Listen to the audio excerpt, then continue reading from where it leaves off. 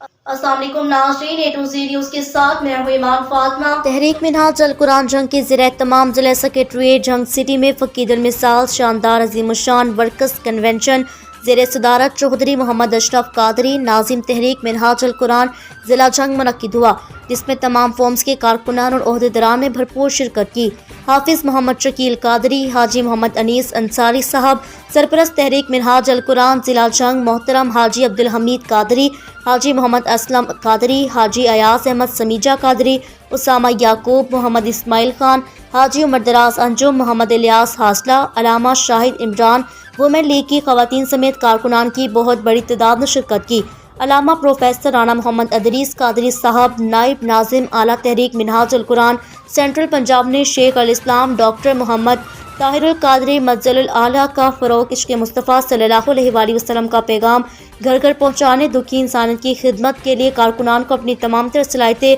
بروقار لانے سمیت ذمہ داریوں کا احسن انداز میں نبھانے پر زور دیا۔ انہوں نے مزید کہا، طاہر القادری کا اس کرپٹ نظام کے حوالے سے بیانیہ سر چڑھ کر بول رہا ہے۔ پروگرام کے آخر پر قاری ریاست علی جدھر، سیکریٹری کوارڈینیشن تحریک منہاج القرآن سینٹرل پنجاب نے ملک پاکستان کی ترقی امن کے لیے خصوصی دعا کروائی۔ کیمرہ مین ٹیم کے ساتھ ساجد شیخ، اے ٹو زی نیوز، شور کوٹ۔